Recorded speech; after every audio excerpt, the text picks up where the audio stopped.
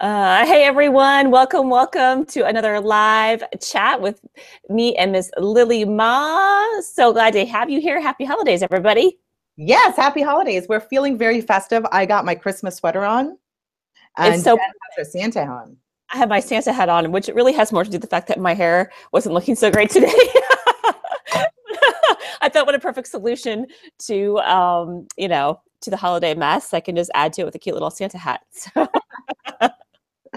but it goes along with the theme today because we wanted to talk a little bit about how to deal with holiday stress. And so any of you that are in the live chat, please say hello. Oh, hey, Jay, I see you there. So good to have you here. And any thoughts and suggestions you have for holiday stress, we'd love to hear from you. Let us know. Let us know.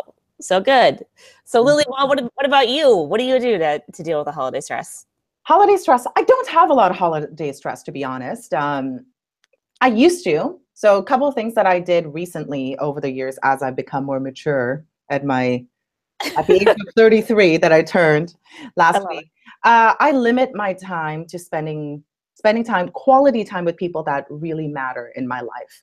So when I was in my early 20s, I was attending all sorts of Christmas galas. Like I would have work Christmas galas and I have friend Christmas galas and I had work parties and that.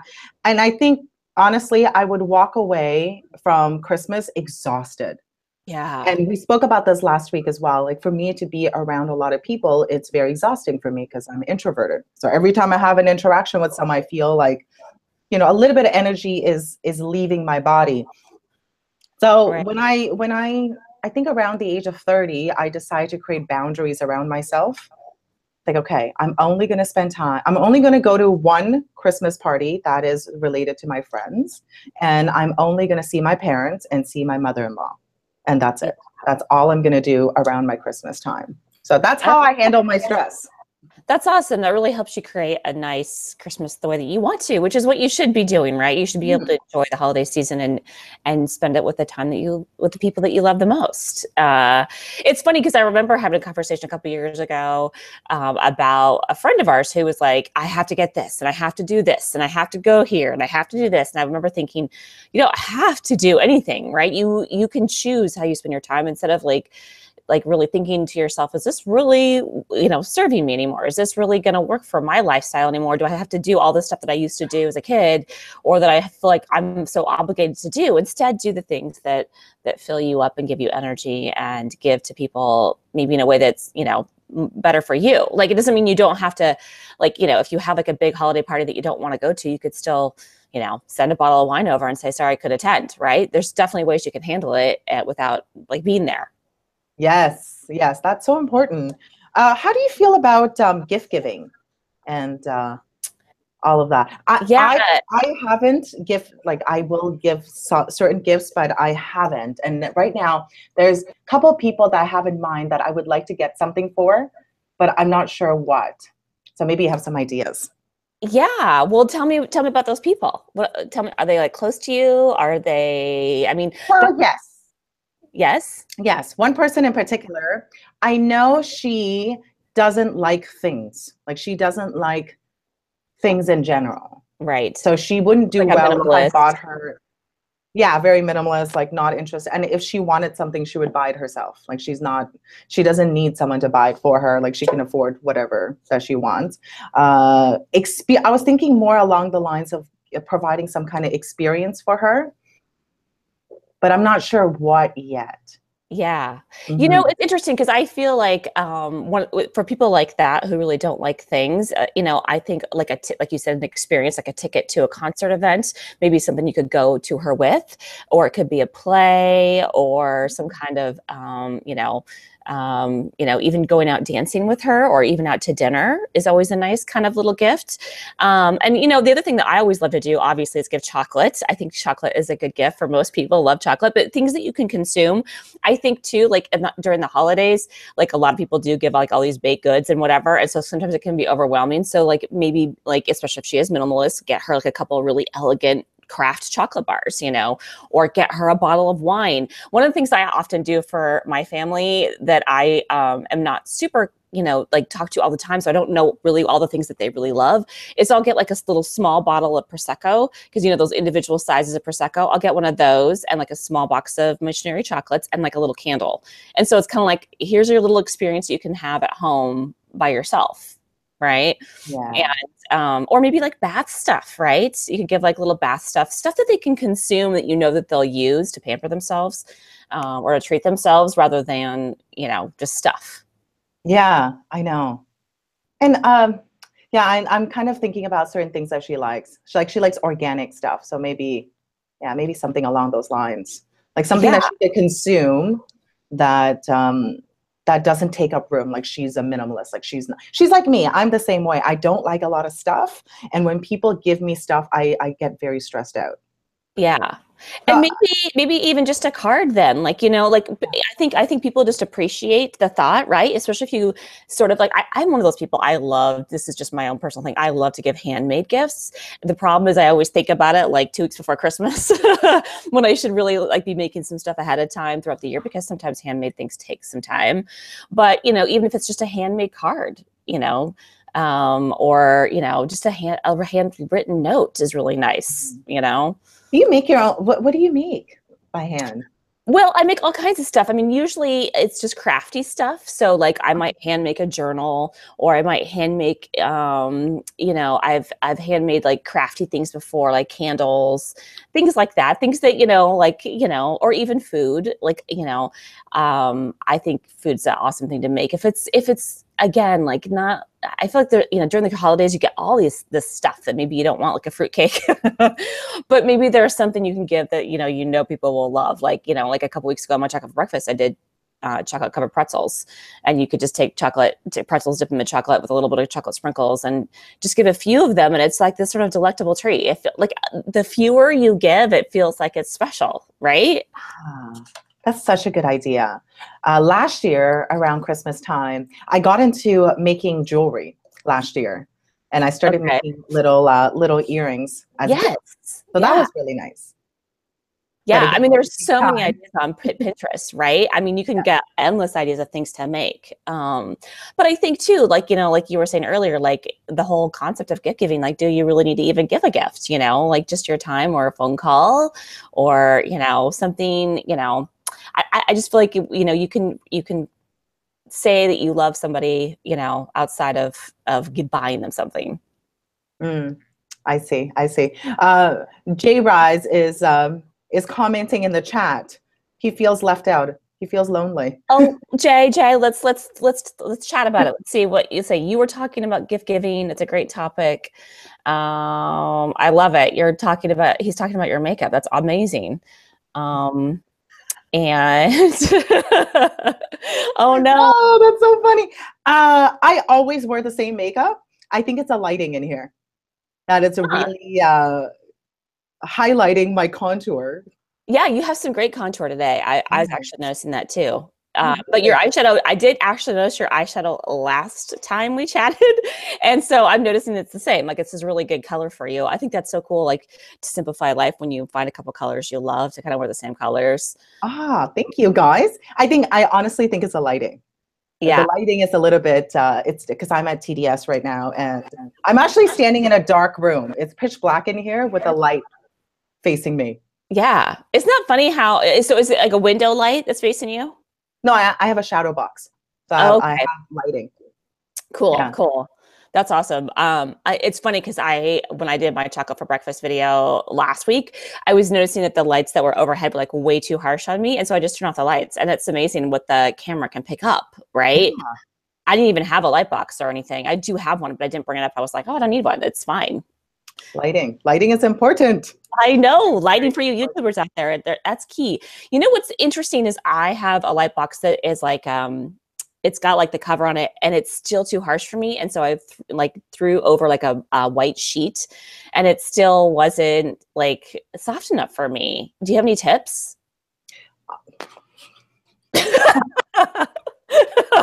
I have no idea. It's these are the lights that we usually use to film our videos. on Evan's channel. So these, I think these are very high quality, probably very expensive. But I did do a YouTube video with a friend of mine recently, around 2 weeks ago, and he had a friend make him a nice light by hand. So that, you know, those beauty lights that you always see, those ring lights? Yeah, yeah. Which cost like $200-300 to purchase. Yeah. His friend made it for $35. Oh my God, that's amazing. Yeah, yeah. So you can do it. I don't know how he did it, but there's probably different ways you can do it. I think I remember, didn't Richard, who you're talking to next, right? Didn't he have a video or two on lighting? I feel like he recently had one out. And I saw something recently was talking about how like you can just throw sheets on things or modify other lights, you know, by just playing with reflectors and things like that to kind of get it just perfect. I forget that that's what Richard specializes in.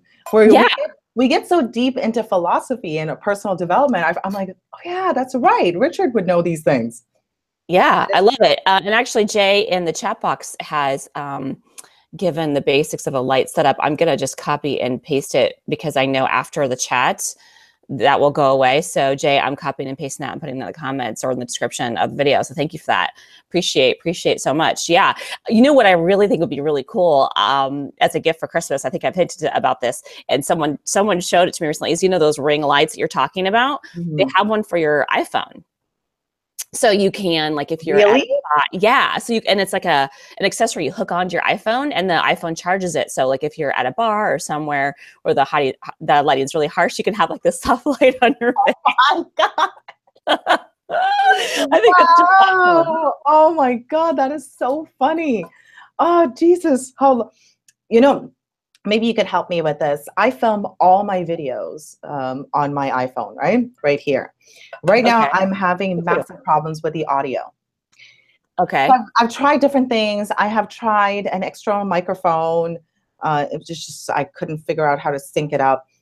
I'm thinking I have seen speakers that attach to the phone. Do you know anything about that? Do you know? If yeah, I have a ton of speakers that attach to the phone, but I don't know if that would necessarily help with your audio because that's really not, the speakers are more about the output and your audio when you're filming is about the input, right? Oh, sorry. I meant a mic that attaches to the phone. Gotcha. So is it when you're filming though that you're having issues? Yeah, it sounds like I'm in a cave. Right. I film in a really big room here in a TDS, and it sounds like I'm in a cave. So I'm trying to find some ideas and suggestions to help me with that. Yeah, you know, what's so funny is I have a mic that is like a wireless mic that's supposed to attach to my phone. And I've never used it because all the rooms that I've filmed in are totally fine in terms of the sound. But there is, like the last time I did a video over at Pregame, which is the kind of the entrepreneur club that I belong to. I think I mentioned that to you. When I filmed a video there, I noticed afterwards how bad the sound was. It was just really echoey, just like you're talking about, like a TDS. And so I think that would be super helpful to have a mic for sure. And I'm sure they have them that you plug in. I mean, you could just use your headphones, obviously. It's the same situation, it's just that you can see it. Right. So I wonder if you could even use some kind of headphones like this and just clip it onto your shirt where you can't see it. That's true. That might work too. Like just as a really quick, easy solution. Like if I took these earphones off and just clipped them on and you just talked into it, I think that would probably work similarly. That's kind of true because right now I have headphones, but they're black. Like you could barely see it. You wouldn't be able to see it. I mean, obviously if you're talking into a video while you're filming, you obviously wouldn't be able to hear yourself, but if you're just filming yourself, it'd be no big deal. And then I'm sure later. Yeah, no, exactly. Because I have used external microphones. I find I am not technologically savvy. That is for sure. I find it really hard to sync it up, and I've tried different things, but now I'm trying to streamline it to see if there's something just attaches straight to my phone. You know, Jay is suggesting that they suggest using a second phone close to your mouth. Interesting. So you have two phones? And then, Evan uses a lavalier shirt collar mic. That's what I have. That's the one I have too that I haven't used. I have a lavalier mic that I've never used. That's the one that I have attempted to use. Okay. Interesting. And it just didn't sync up with your phone well? Is that what the scoop was? Yeah, that's part of it. Part of it's just Lily, you know. User error. It's not, you know, honestly, it's not the tools, it's me, because I don't know what it is. Like when it comes to technology, I just find ways to somehow not make it work. So You know, that's why I was trying to make it easier by if there's something that attaches to my phone, then that way it eliminates other things from happening. I'm sure that they've got to have some. I'm sure they have a plug-in mic that you can like, you know, touch into your phone, and then, you know, I'm sure that they must, and that makes sense if it's close to your, throat. I mean, that probably makes sense why using a second phone in that way is similar. Um, that's so funny. You know what's funny about that is sometimes in my car when I have like the sync system hooked up to my car, and I really prefer like talking with headphones in or like over my speaker system in my car, because I have this thing about like holding a phone to my head. Like it just irritates me. I just get really impatient. And I think it's because like, I don't know if it's because I'm a hand talker, or I just like feel like it confines me in some way. I don't know how to describe it. So anyway, every once in a while when my phone isn't working on my sync system, because like the system just won't pick it up or whatever, for whatever reason, I'll take the phone and I'll put it like on my chest as I'm talking, and like have it like almost like stick my skin, because then I can kind of hear it without putting on speaker, and then they can hear me really clearly. It's kind of a weird little trick, but it works really well. See? Different hacks. Yeah. Different hacks. I like it. I like it. Jay's saying something about pantyhose. Yes. So Jay was saying something about how pantyhose across the light softens it. I dig that idea. I bet you that would work even better like with my dance tights. Like I have some like pink ballet dance tights that would work really well, like to soften the color too, I bet. Oh, look at all these great ideas. Yeah, it's good I stuff. like it, Jay. I like it. I like it Good. a lot. Thank you, Jay, for all the tips. I love it. And all the links that he's putting in. I'm gonna have to try and copy them when we're done here and put them in the description. I love it. That's right, because it's going to disappear. Yeah, absolutely. All right. Sounds Well, good. that's so funny that you don't get stressed out during the holidays. Because I mean, for me, like I'm actually not stressed right now, but like probably a week ago, I was sort of freaking out because I was thinking about not just all the gifts you have to give people, right? Because it's beyond just Christmas and the gifts, but it's also having people over to host. So you have to clean the house. It's like putting up all the decorations for the holidays, of course, which of course you don't have to do, but it's kind of a fun way to commemorate and celebrate, right? And I think also just like the whole prospect of like it being the end of the year, and a lot of people, other people are busy, right? So if you're in business for yourself, like going out and trying to prospect new business this time of year is really difficult because everyone else is feeling busy and stressed out too. And then of course there's the new year, right? And you gotta, make your goals for the new year and get things planned to kick off, 2018 awesome. And so like if you like let that overwhelm you, it can be a ton. Oh no, I get that. I get that. I totally understand. Like even right now, it's in December and my business has slowed down a little bit. I was getting a lot of momentum. I had a lot of ongoing clients, and recently a lot of them are writing me, oh, I would love to get started in the new year because right now I have a lot of expenses to take care of. So in the new year, I'm kind of sitting patiently and waiting right Yes. now. One thing that I have really discovered for myself that has helped in general things altogether is having this philosophy of I can only do what I'm like, I could only create from where I'm at right now. It's something I learned recently from this course that I'm going to be doing a review next week on. It's called Committed Impulse. It's actually to help actors be able to create from their truth and have an authentic performance. But I found it really helpful in general, as a general philosophy, also as a speaker. That sounds amazing. Yeah, it's awesome. I'm actually going to be interviewing him on Thursday. I'm going to feature him. So his name is Josh Pice. He's a creative Committed Impulse. Okay. It's based out of New York. Okay. Fun fact about actors over there. Yeah. Yeah. Fun fact about Josh Pice. He's actually married to Marie Forleo. Oh my gosh. Yes. I know you like her. So I do like her. Yeah. Yeah. She's great. I started following her, funny enough, like back when she first started, because this is kind of a weird thing, back when almost nobody knew who she was, because I read a book from Mama Gena. I don't know if you're familiar with Mama Gena. Um, and she has these kind of like, I guess, woman empowerment books. I can't even remember the names of them right now off the top of my head. But she's really just a kick in the pants.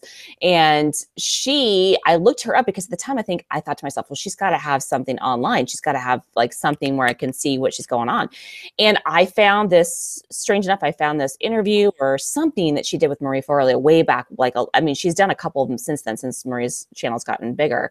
But like some small little thing she did with Marie, like way back when. And so then I started following Marie then and just started watching these, like, I mean, they were like these videos that she used to do like from her apartment. Like they were so, wow, like way back. Now way she's so back. fancy with her nice decor. I know, with her studio and her interviews with Richard Branson and Tony Robbins, right?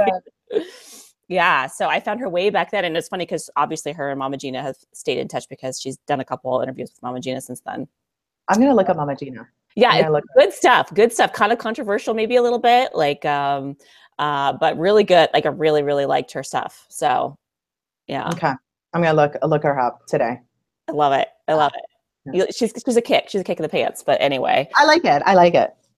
So anyway, this course of Marie Forleo's husband, Josh Pice, sounds amazing. So, I think it sounds like it's a little bit like on like sort of like being in the moment and being like spontaneous with your responses. Is that kind of what I'm hearing? Yes, exactly. So you need to commit to your impulses. What I loved about him, like before I even did the course, me reviewing the course is part of our interview. So I took it within the last 3 days. What I really loved about him was understanding that all your emotions are just emotions. Like we have a tendency of dramatizing our emotions. Like we get anxiety, which is like around here somewhere. If we don't dramatize it, it kind of fades away after a few seconds, apparently, according to him. Okay. And it's all about being present. And one of the things that he mentioned, I'm going to ask him about this. I know you and I have spoken about this as well. Like when you're filming a video and you're staring at a camera, like, do you picture a person? Do you picture, what are you looking at? So his response was, because someone asked him, well, I'm auditioning in front of this big giant white wall. I don't know what to do, right? Like, should I picture someone? And he says, you can only create from where you are at that moment. So if you're talking to a white wall, talk to a white wall. Yeah. Think about the creases in the white wall. Think about, are there any bumps? You know, how beautiful it is. He's like, you might have a very sexy romantic relationship with this white wall. Just do it that way. Like, stop trying to be someone that you're not. And that's basically what it is, like to be as authentic as possible. That's really interesting. Yeah. Very different. Yeah. Very different. It's funny because I think about like, you know, we like you said, we have talked about that before, like how, you know, we like, you know, can maybe fantasize that you're talking to someone, right? There's my word, fantasy. Oh yeah, and Jay in the chat box just said that sounds like anti-fantasy. you're sort of fantasizing about that wall rather than fantasizing about someone there. But it is interesting because when I do a video, I really do kind of feel like I'm talking to the camera. Like I feel like I'm talking to the lens. And yes, I imagine that there's many people that will see it, but I do kind of focus on like as if the lens were you know, real. That sounds so. In a way, it's a different kind of fantasy, Jay. It's like you're creating something out of what's already there. Nice. And you know what, Jen, I've seen a lot of your videos. You come across extremely authentic. Like it doesn't feel forced at all. Thank you. I really appreciate that. So maybe it's working. Yeah, it is. Yeah, it must be, or at least I'm on the right track, right? But that is interesting because, yeah, I just feel like, and you know what's really interesting too is like when I do sort of a practice video and I'm not filming, my natural authentic best doesn't come out. Like if I flip the camera on, like sometimes just something sort of takes over and I do way better. I don't know if you experience this, but I sort of feel like when I'm pressured in the moment, like talk about stress, right? That's like the literal meaning of stress is like pressure. That pressure of like having that camera on, even though I know I don't have to use it, even though I can like go, no, I can take 2, take 3, right? I think for some reason I do so much better when it's on and I feel that just a tiny bit of that stress. Yes, it actually gives you an edge a little bit, I think. Yeah. Because I'm the same way too. I think I used to use stress and my nerves a lot when it comes to performing, when it comes to being in front of the camera and all of that. Because I always found that it just made things way more important, Yeah. and that I have to create my best work. Now I'm trying to find the balance in it because I kind of went the other way a little too much and like really riding on anxiety and stress and nerves. In a weird way, those are emotions I liked feeling. I know now we're getting deep. Like I feel like I need to lie on my psychologist. Like a therapy bed. Yeah. I actually love those emotions because it felt like I was doing something very important. Like if it wasn't important, I wouldn't be nervous. If it wasn't important, I wouldn't be anxious. But it's also not very good for your health either. You know, I got into a lot of, like, I had a lot of chronic illnesses because of that. So now I'm going on the other side as being, that's why I tell you that I don't really have much stress. I Right. do a lot of things to manage my stress because I used to be a very stressed out person. Yeah. Well, I think that's the key is just how you manage it and like being really aware, right? And then just like finding tools to help you deal with it. And I think even just being aware because really a lot of stress just comes from, you know, your mind, right? It's like the pressure you put on yourself in any given moment because really it's kind of like what you said, like when you're in the moment, if you just focus on that moment, then there's really nothing to be stressed about, really. Yeah. You know, right? So if you can get yourself into the right mindset, then stress really becomes, you know, a non-issue. Yeah, yeah. And I think stress is our obsession with the past and the future. So we're never present. So Yeah. don't worry about it. Do your best. But I'm not saying, by no means am I saying like don't do your best. You still have to do your best, but And still you still be. have to prepare a little bit. Like I think Hmm. I love Jay is saying that you come off as authentic too. I totally agree. You totally do. And I think everyone handles differently. Like some people prepare ahead of time to help them feel better when they are in the moment, right? Like if you're at a sales presentation or you're on a live video call like this, if I prepare just a little bit by writing down notes or whatever, it helps me feel a little bit better than if I just wing it. But I Yeah. think some people are maybe a little bit that like more their natural themselves when they kind of wing a little bit. I think that I'm one of those people, but I definitely have gone too far where I'd like wing it too much. And then I'm like, you know, yeah, I could have done better if I just prepared just a tiny bit. Yeah, I agree. I agree. You still have to prepare. Like the course I was talking about, Committed Impulse, is for actors. That's nowhere to. He doesn't say to replace all your lines. You still need to memorize your lines. You need to run your lines. You need to know it inside out. It's where you create from the emotions that you're feeling. So you still have to be prepared. So to your point, yeah, you're not just going around falling apart and being authentic. Right. Yeah. Right. Hmm. Yeah, you know, it's interesting. That kind of reminds me of dance. This actually came up in a dance class recently. I'm sure you can relate. Like when you just learn a routine, right? Sometimes you're all up in your head, like trying to remember like the next move to the next move to the next move. And if you can kind of let that go a little bit and like feel the music and feel your emotions with the story you're telling with the dance, rather than just focusing all up in your head as to what the move is, it becomes so much more enjoyable Yeah. for you, but almost, and also for sure more enjoyable for the audience because they're able to feel what you're feeling rather than if you're just all up in here in your head, you're not, you know, projecting your emotions and your story to the audience. Yeah. Oh, I love it. Oh, I could talk about dance for a long, long time. Forever, I could talk about it. I know, me too. It's like such a great metaphor for life and pretty much everything. It's true. It's true. Do you have any videos of yourself dancing that you could put up on the channel? I just thought about it right now. Yeah, I do. I do. Are you gonna put it on? You're like, yeah, I I'm not do. sure if I'm going to do that, but I do have if I could. Oh, What about you? I do. Yeah. Now I'm thinking the same thing too. I'm like, I do. Am I Right. gonna put it on my channel? I don't know. Maybe. I I was mean, looking for one in particular, but I can't find this dance video. I don't know. It just got lost. It was my last performance before I decided to not perform anymore. okay. And to your point, I remember feeling so good about it. It was the best performance I've ever had, ever. That's amazing. As a dancer, because of my mindset going in. My mindset, I went on stage, I knew my stuff. Like I rehearsed it over and over again. I went on stage and I thought to myself, I'm going to give it my all. I'm going to do my best. I'm going to show everybody what I know. I also felt like I was worthy. Like I felt worthy to be on that stage. Like I belong on the stage, and Yeah. anyone that applauses is I'm deserving of all the love is coming my way. And honestly, having that mindset helped me so much in that performance. And I never really had that fully. In all the I performed many, many times. I never really had that. I would always walk away. I'm like, oh, that something felt wrong. I was like in my own head. I saw someone's face. I got distracted, but that like I felt like I was fully committed. It was my last performance ever. I would love to see that video. You should definitely find it. I'm agreeing with Jay here. Jay is saying, yeah, come on, girl, share your dance expression. I have, you know, it's funny because I have definitely shared some on my Facebook page, and obviously the group that I belong to, The Soul, has put up some videos there too.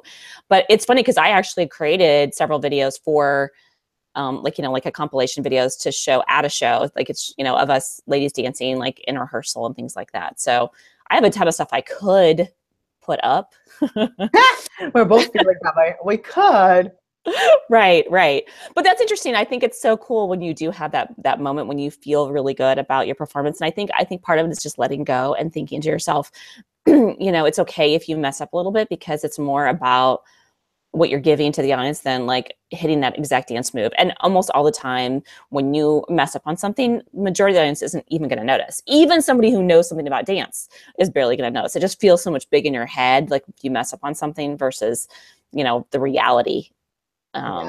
Yeah. I'm trying to figure out how to bottle that feeling and that mindset and be able to bring that in everything that I do. Yeah. Yeah, I totally agree. Just going back to what we said earlier about dance is like relatable to everything. Right? Exactly. So we should share in honor of that, right? Okay. That it doesn't have to be perfect because it's about the journey. Okay. All right. Okay. I have to find the videos. Okay, good. I definitely, when you do post, then I will too. How's okay. That? We'll geez, a little time. It's like a little mutual challenge here. With the accountability. Oh, by the way, didn't we have someone in the chat that we were holding accountable? I think Sherry. Sherry said she was going to post some videos, and I know she filmed some because in one of my videos, she mentioned that she filmed a lot on her conference. And so we'll have to send her a note. She's not here today, but maybe next time she joins, I'll have to ask her about that. I just remembered. Yeah. And actually, speaking of, though, I haven't gone to her channel, so maybe I should do that and see if she has posted anything lately. I love it, though. That'd be fun to let her know that we're cheering her on. Exactly. Okay. Well, I think we're out of time. So as usual, we were a little bit all over the place with our subjects, but it was so fun. I love it. I love it that we could just chat for hours. And then we're on the same page about stuff, especially with the Christmas garb today. And Jay, thank you so much for joining and helping us out with your suggestions for the video mic and the lights and everything else. I did copy and paste a couple of those links you sent us. So thank you. Awesome. All right. Thank you so much, guys. Merry Christmas. And we'll see you. Happy holidays. Happy Hanukkah. All that stuff. Oh, yeah, that's right. Okay, bye. Bye-bye.